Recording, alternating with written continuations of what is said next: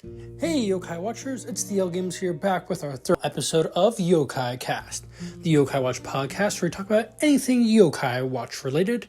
Today I'm here with Magolord through pre-recorded audio of his hot takes, so we'll be listening to those. I'll be giving my opinions on those and some of my own hot takes at the very end of the video. Hope you all enjoy.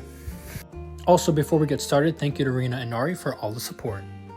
Hey Yokai Watchers, it's Magolord here, bringing you some hot takes for a new episode of the L Games Yokai Cast. And boy, do I have plenty. So without further ado, let's get right to it. For my first hot take, I believe that Komajiro is currently the best Yokai Watch mascot. Jibanyan, Komasan, and Whisper have kinda declined due to their lackluster appearances in recent years, and Usapion really isn't as prevalent as he used to be, so Komajiro is the clear victor. He also was just really cool on his own.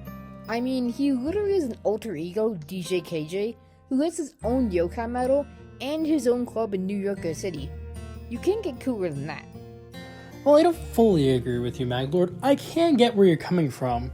I especially hated the characterization of Jibanyan and Komasan in the 8th movie, the Jibanyan versus Komasan movie, and it was just, I did not like that movie at all. It made me dislike the characters for a bit, and Whisper, I wish there just more they did with him. I mean, he's always the butt of the joke, and I get that's kind of the thing with his character, but he seemed much better in Yokai Watch 1. He actually knew some stuff. And I kind of wish they'd go that route a little bit again with his character. But, yeah, I guess that means I can understand where Komajiro being your personal favorite. And, yeah, that makes sense. I mean, and I do like the DJ thing. That's pretty cool. For my next hot take, I'm going to shift my focus to Jerry. Now, this colorful guy is definitely controversial, as people either love or hate his carefree and idiotic nature and his morbid acts, and some don't. Personally, I think he's hilarious. It's honestly a shame that he was relegated to the anime, as he is one of the funniest parts of Season 4, which happens to be one of, if not my favorite Yokai Watch anime seasons. I haven't really watched all of the original Yokai Watch anime, but I did watch a few episodes of Cherry in them, and I wasn't really a big fan. But what I can say is I really enjoyed the memes online with him that I've seen on Discord and stuff. Those are pretty funny, I will admit. The one where he puts the I think it's in one of the Keystone arcs into a watch, and then it cuts an explosion in the meme. That's pretty funny. Speaking of the anime, as I mentioned, I love Season 4. While it may be a bit outrageous at times, it brings the comedy from an 8 to an 11, and I love it for that. However, the later Yokai Watch anime reboots, 2019 and 2021, tried to pump up the outrageousness even more, but lose the comedy in the process at times, especially 2021, which I hate a lot.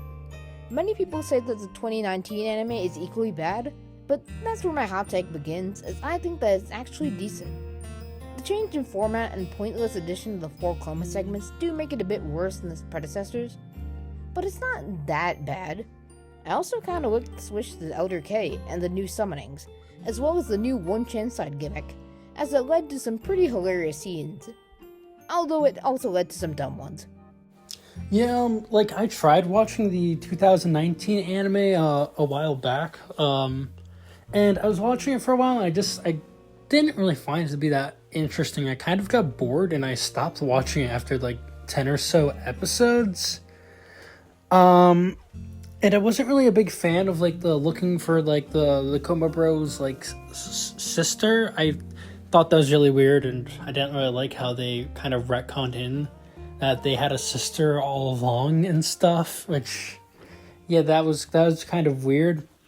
I have to disagree on the one chance sign. Sorta. I wish it was. I kind of get it, but I also feel like it's just oh, now the writers can do anything they want for any plot convenience and have the episode go anyway, which, I mean, you can technically do that with writing, but I don't know, something just felt kind of cheap about it to me.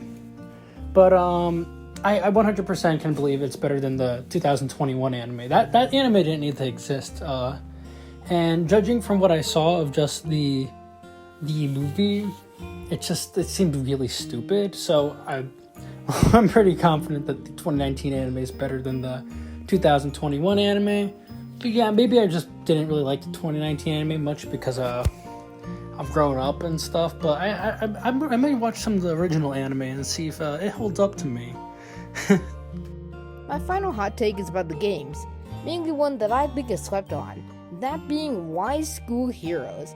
The presentation in that game is stellar, the chibi style works, the graphic novel visual style oozes personality, and all of the animations are super charming. The core combat mechanics are slightly simple, but the most fun I've ever had in the entire series, and the amount of customization is respectable. Many people may not like this game because it's different, but I think that its differences are what help it stand out. So yeah, those are all my primary hot takes. Hope you all enjoyed this new episode. Thank you so much, Magolord, for contributing to this episode. And yeah, I believe Why School Heroes is a good game. I'm not a biggest fan of the chibi style because I just feel like it makes things look cheap. But like the game, it does look like a nice game overall. It just takes a while to get used to the art and stuff, especially coming off of Yokai Watch 4, which had felt much more immersive in the world, outside the fact that you couldn't go inside of any shops. Rushed game moment. But yeah, I mean, I've been trying to play that game again, and it's alright. There's some moments that are a little more frustrating, like difficulty spikes and stuff, but I believe more people should play the game, and I plan to do another stream for that game soon, so you guys should stay tuned for that. And now let's get into my Yokai Watch hot takes. In the first episode, I already discussed that I'm not the biggest fan of Yokai Watch 2, so we're not going to go over that again.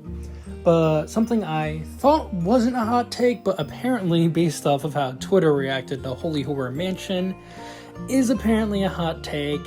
It's the fact that I don't believe Nate should be in Yokai Watch anymore. I don't believe that he should be in Yokai Watch in anything from now on. He shouldn't have even been in Yokai Watch 4.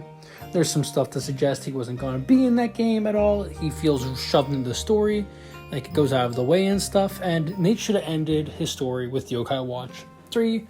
4 should have been, it should have been Natsume, Toma, and Akinori's game. It shouldn't have been those three plus Nate, Katie randomly thrown in halfway through the game, and Shin. So basically, yeah, I just don't think that Nate needs to be in Yokai Watch ever again if we ever do get Yokai Watch game. That and stuff like that, but and with the reaction to Holy Horror Mansion, people were like, it's not Nate, there's no Jibanyan, it's not Yokai Watch. I was like, there's been stuff without them before. I discussed that in I think the last episode, so I don't want to repeat myself too much. And apparently this is a hot take, apparently, that I've gotten some people to criticize me for, but I just believe that Yokai Watch could be over outside of a 15th anniversary Yokai Watch 2 remaster or something like that, because it feels like Holy Horror Mansion is trying to be the new Yokai Watch in a way, and a successor series. And why would you have the successor series and the original series at the same time, I feel? And I guess that's my thing. I believe Yokai Watch is basically over. That's all for this episode of Yokai Cast. Thank you very much for watching. Let me know your hot takes in the comments below.